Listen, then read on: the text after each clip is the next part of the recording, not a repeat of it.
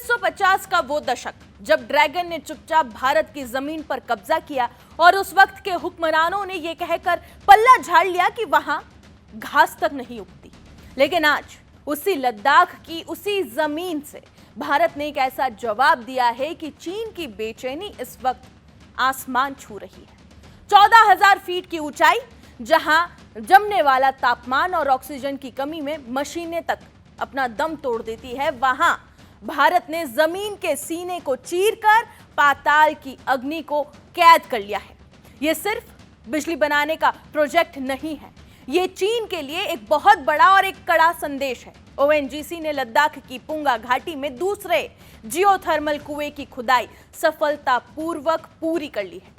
1000 metre की गहराई, सिर्फ 1 महीने का समय और नामुमकिन को मुमकिन कर दिखाया।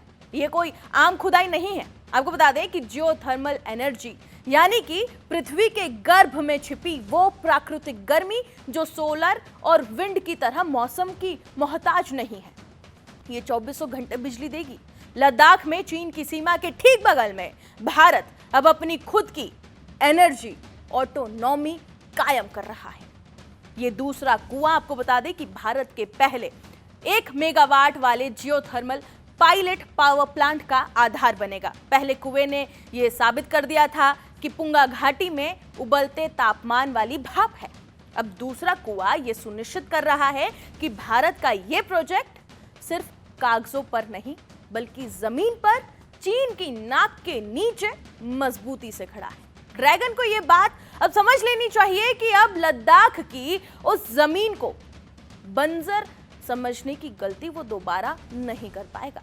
भारत का लक्ष्य है साल 2030 तक 500 गीगावाट नॉन फॉसिल फ्यूल बिजली का उत्पादन। और लद्दाख में जियोथर्मल की यह सफलता उस रणनीति का गेम चेंजर है। पहली कौन सी? पहले तकनीकी और आर्थिक चुनौतियां थी, लेकिन आज का भारत संसाधनों का इस्तेमाल करना जानता है। लद्दाख का पुंगा क्षेत्र अब सिर्फ भू तापीय ऊर्जा का केंद्र नहीं बल्कि भारत की उस सामरिक मजबूती का प्रतीक बन चुका है जो ये बताती है कि हम बॉर्डर पर न सिर्फ अपनी सुरक्षा कर सकते हैं बल्कि वहां विकास की नई परिभाषा भी लिख सकते हैं। चीन की साजिशों के जवाब में भारत ने अब जमीन के अंदर से शक्ति बटोरनी शुरू कर दी है।